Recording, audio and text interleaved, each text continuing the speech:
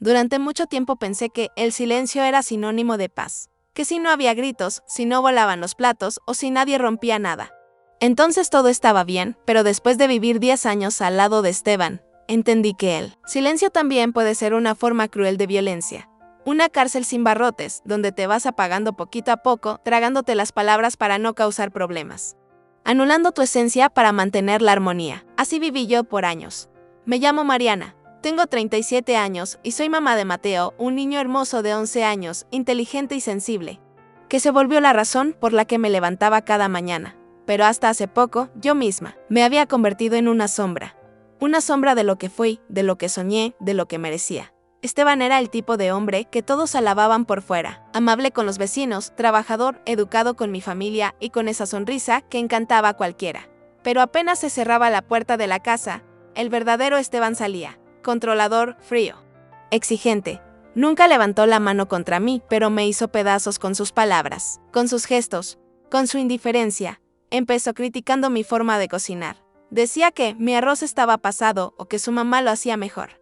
Luego vino mi ropa. ¿Y esa blusa? ¿A quién quieres provocar, Mariana? Más tarde llegó el control total del dinero. Aunque yo era la que más aportaba en la casa porque tenía un empleo fijo, con seguro y todo, él era quien decidía en qué se gastaba cada peso. Ese dinero es de la casa, no tuyo, me decía. Y la casa incluía a su mamá, doña Carmen, una mujer exigente que no movía un dedo, pero sí opinaba sobre todo.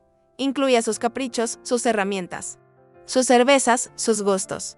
Yo tenía que pedir permiso hasta para comprarle unos zapatos nuevos a Mateo.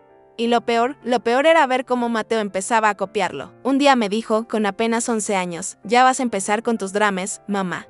Igualito que su padre. Me dolió más que cualquier cosa que Esteban me hubiera dicho antes. Fue como un despertar bruto. Me di cuenta de que no solo estaba atrapada yo, también estaba arrastrando a mi hijo a esa cárcel emocional.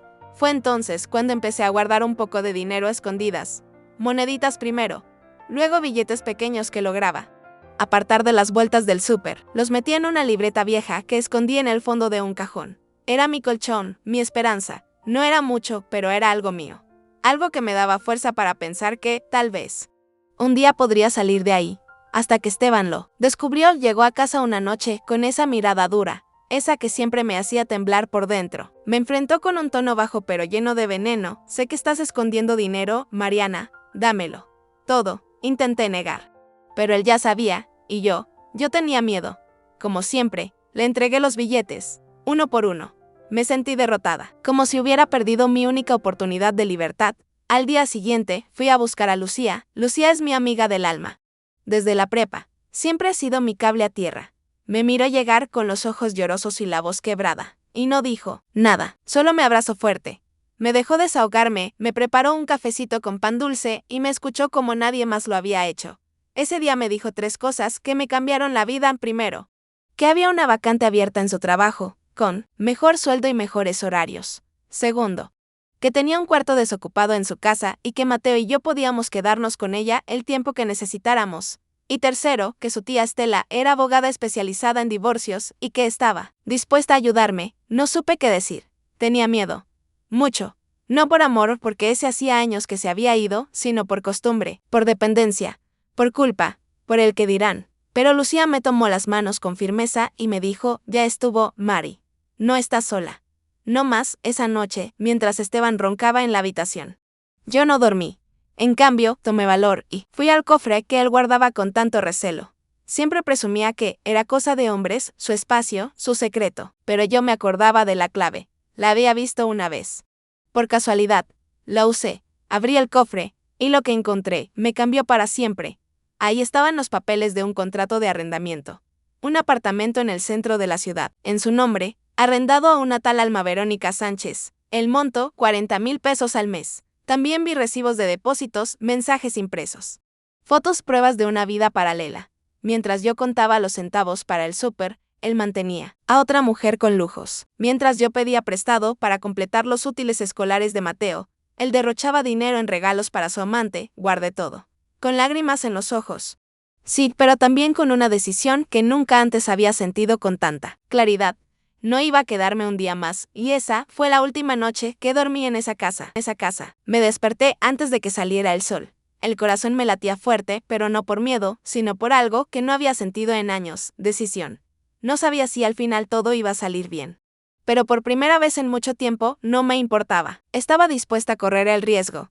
Estaba harta de vivir, esperando a que alguien más me diera permiso para ser yo. Mateo dormía profundamente. Me quedé unos minutos mirándolo. Su respiración suave. Su carita relajada, que era tan inocente, tan mío. No tenía la culpa de nada, pero llevaba años respirando el mismo aire tóxico que yo. Le acaricié el cabello y le susurré al oído que ese día, por fin, íbamos a volar.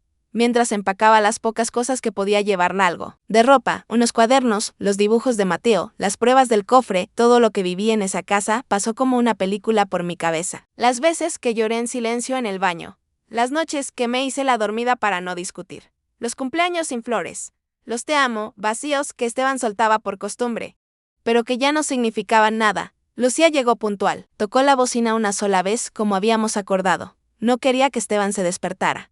Él había llegado tarde la noche anterior, otra vez borracho. Y ni siquiera notó que yo ya no lo esperé con la cena servida. Tampoco notó que dormí con la ropa puesta, lista para irme. Mateo se levantó cuando escuchó mi voz suave llamándolo. Se frotó los ojos y me preguntó si íbamos de paseo. Le sonreí y le dije, vamos a empezar algo nuevo. Mi amor. Algo bonito. No hizo muchas preguntas. Él también llevaba tiempo entendiendo más de lo que decía. Su maleta estaba lista desde hace días. Porque yo le había dicho que íbamos a visitar a Lucía. Y Mateo adoraba a Lucía. Subimos al carro y no volteé atrás. No lloré, no temblé, no me arrepentí. En cambio, sentí como si algo se rompiera dentro de mí, pero no de tristeza. Era una cadena. Y con cada kilómetro que nos alejábamos de esa casa, sentía que podía respirar un poco mejor. Lucía nos recibió en su casa como si fuéramos parte de ella desde siempre. Había preparado el cuarto con tanto amor. Mateo se lanzó a la cama y se puso a leer uno de los libros que ella le regaló. Yo apenas pude sentarme cuando me soltaron las lágrimas. No de dolor, sino de alivio. No llores, Mari, me dijo Lucía, abrazándome fuerte. Ya pasó. Ahora empieza lo bueno. Ese mismo día conocí a su tía Estela, la abogada. Una mujer elegante, de mirada firme y voz tranquila. Me ofreció un café y me pidió que le contara todo. Yo hablé como no hablaba desde hacía años. Sin interrupciones, sin miedo a que mis palabras molestaran a alguien. Le conté del control, de las humillaciones, del dinero, de los gritos disfrazados de consejos. Le mostré los documentos, las fotos, los mensajes. Ella me escuchó en silencio. Luego asintió despacio y me dijo, tienes un caso muy fuerte. Marianne, estás haciendo lo correcto. Y no estás sola. Salí de esa oficina con algo que nunca pensé que tendría, esperanza. Estaba asustada, claro. No es fácil borrar una década de costumbre, de miedo. De me aguanto por el niño, pero ya había dado el paso más importante. Ya estaba afuera. Lo que no esperaba era lo que pasó al día siguiente. Doña Carmen. La señora apareció en casa de Lucía como si nada, como si yo le debiera algo. Lucía abrió la puerta y se quedó de piedra. Yo salí al patio y la vi ahí. Con ese mismo tono condescendiente que usaba siempre Mariana. ¿Qué clase de ejemplo le estás dando a tu hijo, huyendo como una cualquiera? Dijo con la voz elevada. ¿Y mis medicinas? ¿Quién va a pagar mis cosas ahora? No puedes desentenderte así, no más porque se te antojó. La miré fijamente. No le grité. No perdí la calma. Fui a mi bolsa. Saqué una carpeta con copias de todo lo que encontré en el cofre y se la mostré. Su hijo no solo me abandonó emocionalmente. Señora, también me traicionó. Tiene otra mujer. Un departamento que paga con 40,000 pesos al mes. Mientras yo tenía que pedirle permiso para comprarle zapatos al niño, ella abrió los ojos. Pálida, eso no puede ser cierto. Lo es. Aquí están los papeles. ¿Y si me vuelve a hostigar? No dudaré en usarlos en el juzgado. Lucía la miraba con los brazos cruzados. Estela ya estaba al tanto de todo. La señora, al ver que yo no me iba a echar para atrás, simplemente se dio la vuelta y se fue. Por primera vez, sin decir una sola palabra más, ese mismo fin de semana, Esteban apareció en el despacho de Estela. Ya no era el mismo. No había arrogancia en su voz. No me gritó. No me amenazó. Estaba nervioso, como si supiera que había cruzado un límite que ya no podía ignorar. Aceptó el divorcio. Aceptó la pensión. Aceptó las visitas limitadas. Todo. Con tal de evitar que lo expusiera, firme con las manos firmes, con la frente en alto, sin miedo. Y así comenzó la nueva historia. Los primeros días después de la separación fueron una mezcla extraña de emociones. Sentía libertad. Sí, pero también un vacío difícil de explicar. Es como si hubiera estado tanto tiempo viviendo en una tormenta que cuando finalmente salió el sol, no sabía qué hacer con tanta luz. Lucía me cuidaba como si fuera mi hermana. Me preparaba café cada mañana, me acompañaba al trabajo, se quedaba con Mateo si yo tenía que ir con Estela al juzgado a entregar papeles. Me repetía todos los días, vas bien, Mari, paso a pasito. Tú puedes. Mateo también cambió. Al principio, estaba confundido. Me preguntaba si papá iba a venir a buscarnos, si ya no íbamos a regresar a casa. Yo le hablaba con la verdad, pero con amor. Le decía que mamá estaba haciendo lo necesario para que los dos estuviéramos bien. No lo llené de rencor ni de juicios. Solo le mostré, con hechos, que podíamos ser felices aunque todo fuera diferente. Y poco a poco, Mateo empezó a sonreír más, a jugar más, a hablarme con dulzura, a abrazarme sin miedo, como si al irse Esteban también se hubiera ido un peso que no sabíamos que llevábamos los dos sobre los hombros. Una tarde, mientras hacíamos tarea juntos, me dijo, mamá, ya no me duele la panza cuando llego a casa. Me quedé callada, tragando el nudo en la garganta. No sabía que le dolía, no sabía que sufría en silencio, igual que yo. Lo abracé tan fuerte, tan profundo, que sentí como una parte de mí se perdonaba. Mi nueva vida laboral también comenzó a tomar forma. Entré a trabajar en la misma empresa que Lucía. Era una oficina de diseño gráfico, más pequeña que donde estaba antes, pero mucho más humana. Me sentí bienvenida desde el primer día. Y, para mi sorpresa, no tardaron en notar mi esfuerzo. A los 2 meses, me ofrecieron una promoción, mejor salario, más flexibilidad, un horario que me permitía llevar y recoger a Mateo sin correr. Todo eso parecía un sueño, pero no lo era. Era la vida cuando uno empieza a elegir con dignidad, con el primer sueldo completo que cobré, sin que nadie lo revisara. Sin que nadie me dijera qué hacer con él, llevé a Mateo a una pizzería, que le encantaba. Comimos hasta que ya no pudimos más. Después caminamos por el parque, jugamos un poco. Y nos sentamos en la banca que estaba cerca de la fuente. Él me miró y me dijo, ¿ves que sí podemos solos? Claro que sí podíamos. Aunque la sombra de Esteban seguía presente de vez en cuando. Las primeras visitas con Mateo fueron tensas. Él llegaba con su sonrisa fingida, con regalos caros, queriendo impresionar. Al principio, Mateo se emocionaba, pero pronto se dio cuenta de que las palabras no llenan cuando los hechos no acompañan. Esteban no gritaba ya, no exigía, pero tampoco era auténtico. Solo venía a cumplir, y Mateo lo notaba. Me preguntó una vez por qué su papá hablaba diferente ahora, como si estuviera fingiendo. Le respondí con sinceridad, porque a veces las personas cambian por fuera, pero adentro tardan más. Dale tiempo, pero recuerda, no tienes que aceptar lo que no te hace sentir bien. Con eso. Mateo aprendió a poner límites, algo que a mí me costó casi toda la vida. Doña Carmen desapareció de nuestras vidas, no volvió a buscarnos, ni a reclamar nada, tal vez porque sabía que ya no tenía poder sobre mí, tal vez porque entendió que no valía la pena pelear contra una mujer que, por fin, había abierto los ojos. En la nueva casa, Lucía y yo formamos una pequeña familia. Ella, Mateo y yo. Nos tornábamos para cocinar, para hacer la despensa, para poner música los fines de semana y bailar mientras limpiábamos. Empezamos a llamarle nuestro hogar y en medio de todo eso, algo más floreció en mí, el amor propio. Empecé a vestirme como me gustaba, sin miedo a las críticas, a leer libros que me hacían bien, a volver al espejo sin sentir culpa, a cuidar mi cuerpo y mi mente, a reír sin pensar si estaba haciendo mucho escándalo. Me descubrí, me reencontré, me reconstruí. Y entendí algo que quiero que toda mujer que lee mi historia sepa: no necesitas que todo esté resuelto para empezar a moverte. A veces el primer paso se da con miedo, con dudas, pero lo importante es darlo, porque el camino se abre. De verdad que si yo no era más la mujer que Esteban apagó, era Mariana, la que volvió a creer, la que se dio permiso de ser feliz. Una mañana, mientras Mateo se preparaba para ir a la escuela, me senté en la mesa de la cocina con una taza de café caliente entre las manos y lo observé. Ya no era el mismo niño apagado que bajaba la mirada cuando escuchaba la voz de su padre, ahora era un niño despierto, con sus bromas, sus opiniones, sus carcajadas que llenaban el silencio de la casa con alegría. Mamá, ¿tú crees que podamos quedarnos aquí para siempre?, me preguntó de pronto mientras abrochaba su mochila. ¿Aquí con Lucía?, le respondí sonriendo.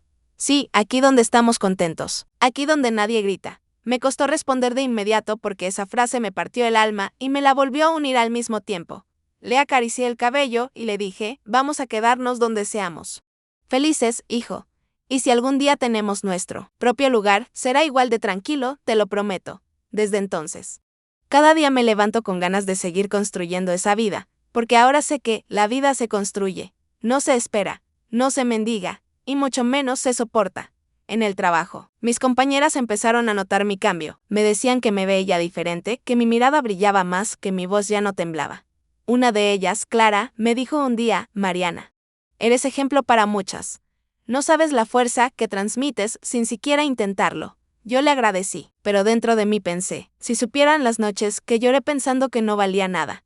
Pero claro que sí valgo. Todas valemos. Solo que a veces nos hacen olvidar.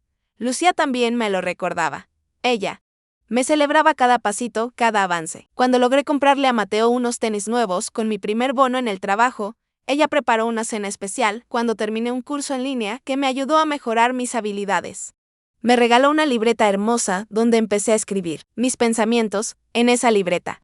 Una noche escribí: hoy entendí que nadie va a venir a salvarme, pero también entendí que no tengo por qué vivir esperando que alguien lo haga. Yo puedo salvarme, yo puedo elegirme, y eso no me lo quita. Nadie fue entonces que decidí buscar un pequeño departamento, no por alejarme de Lucía, sino porque sentía que Mateo y yo estábamos listos para tener nuestro espacio. Ella me ayudó en cada paso. Fuimos a ver varios lugares hasta encontrar uno modesto pero bonito, con luz natural. Un cuartito para Mateo, y una cocinita acogedora donde ya me imaginaba preparando nuestras comidas favoritas. Firmé el contrato con emoción, como si firmara mi nueva historia. No tenía mucho dinero para amueblarlo, pero tenía lo más importante: libertad, voluntad y amor, el día que nos mudamos. Mateo me ayudó a poner las cobijas en el colchón inflable que usaríamos al principio. Se tiró encima y me dijo: mamá, este es el mejor lugar del mundo. Y lo era, porque era nuestro. Porque nadie nos juzgaba ahí, porque no había miedo escondido detrás de las paredes. Las visitas con Esteban se volvieron más espaciadas. Él seguía aportando lo acordado legalmente, pero ya no intentaba acercarse más de la cuenta. Tal vez había entendido que yo no iba a volver, que ya no era la Mariana que él controlaba. O tal vez, por primera vez en su vida, respetaba mis decisiones. Mateo ya no lo esperaba con la misma ilusión. Lo veía, platicaban un rato, jugaban un poco. Pero después volvía a casa con tranquilidad, sin ansiedad, sin tristeza. Había encontrado en mí la seguridad que antes buscaba en alguien. Más un domingo, nos encontramos en el parque. Lucía, Mateo y yo llevábamos una pizza y jugábamos ajedrez en una mesa de piedra. El cielo estaba despejado y el aire olía a libertad. Mateo reía con la boca llena de queso. Y Lucía contaba una de sus anécdotas graciosas del trabajo. Yo solo los miraba, y pensé: ¿cuántas veces soñé con esto sin siquiera saberlo? Ese día entendí que no necesitas tenerlo todo para sentirte completa. Solo necesitas estar en paz contigo misma, tener un techo donde nadie te menosprecie, una mesa donde puedas reír, y un espejo que te devuelva la mirada sin reproches. Yo había empezado con una maleta, una libreta y un corazón cansado, y ahora tenía un hijo feliz, una amiga que era familia, un hogar y una vida nueva. No me arrepiento de nada, solo me hubiera gustado haberlo hecho antes, pero no me culpo, porque todas sanamos cuando podemos. Y reescribimos nuestra historia cuando nos atrevemos a romper el silencio. Han pasado 3 meses desde aquel día en que salí por la puerta sin mirar atrás. 3 meses que me parecen una vida entera. A veces me despierto y aún me cuesta creer que lo logré, que ya no vivo con miedo, que nadie me grita, que nadie me dice qué ponerme, cómo hablar o cuándo puedo comprarme una blusa nueva. Ya no me escondo para guardar monedas. Ahora ahorro con propósito, con ilusión. Con planes. Mi casa, aunque pequeña, es mía. La construyo día a día con Mateo. Colgamos dibujos suyos en las paredes, cocinamos juntos los domingos y tenemos nuestras pequeñas rutinas que nos hacen sentir seguros. Él tiene su espacio, su cama, su escritorio. Y yo tengo el mío, una mesa frente a la ventana donde escribo, donde leo, donde pienso. Me volví a mirar en el espejo, sin bajar la vista. Me arreglé el cabello, sin pensar si le iba a parecer demasiado llamativo a alguien. Me puse unos aretes que tenía guardados hace años porque a Esteban no le gustaban, y me miré con cariño, con reconocimiento. Mariana había vuelto. Mateo, por su parte, florece cada día más. Le gusta su nueva escuela. Se lleva bien con sus compañeros. Participa, pregunta. Se expresa. La maestra me llamó hace poco para decirme que notó un gran cambio en él, que está más seguro de sí mismo, más curioso. Me dijo: su hijo tiene luz. Señora Mariana, y no pude evitar llorar. Esa luz siempre estuvo. Solo necesitaba un lugar donde brillar. Los domingos, en el parque se volvieron nuestra tradición. Pizza, ajedrez y caminatas largas. A veces vamos solos, a veces Lucía se nos une. Y en esos momentos, en medio del verde y el aire fresco, me permito mirar atrás, no para lamentarme, sino para agradecerme por no rendirme, por no resignarme, por no conformarme con menos de lo que merecía. Lucía me ha dicho muchas veces, Mari, tu historia merece ser contada. Y creo que tiene razón. No porque sea única, sino porque, tristemente, no lo es. Porque hay muchas Marianas allá afuera, viviendo en silencio, aguantando, creyendo que no hay salida. Y yo estoy aquí para decirles que sí la hay, que no es fácil. Pero es posible. Si pudiera decirle algo a esa Mariana que escondía billetes en una libreta vieja, sería, no tengas miedo de elegirte, porque cuando una mujer se elige, empieza a reconstruirse. Y cuando se reconstruye, el mundo se acomoda diferente. Hoy puedo decir con toda seguridad que no me faltó amor. Me sobró. Me sobró amor por Mateo. Me sobró amor por mí, aunque estuviera enterrado, y ese amor fue el motor para salir, para moverme, para cambiar. No odio a Esteban. Ya no. Tampoco a doña Carmen. Lo que me hicieron me dolió, sí, pero lo solté. No cargo con ese peso. Porque cargar con lo que otros hicieron solo me retrasaría. Yo quiero caminar ligera. Mateo a veces me pregunta si algún día su papá y yo volveremos a estar juntos. Le contesto con calma, no, mi amor. Porque el amor no es aguantar. El amor es respeto, es cuidado, es alegría. Y tú y yo ya encontramos eso aquí. Él asiente, me abraza y sigue jugando. Y yo, al verlo, me convenzo de que tomé la mejor decisión de mi vida. No me salvó un príncipe. No me rescató nadie. Me salvé yo. Con ayuda, sí. Con redes. Con amigas, con fuerza. Pero el paso lo di. Yo vi ahora, cada vez que amanece, abro la ventana, dejo que entre el sol y me digo en voz bajita, nunca es tarde para volver a empezar. Nunca es tarde para vivir con dignidad, y nunca. Nunca es tarde para amarse como una merece. Soy Mariana, y esta es mi nueva vida.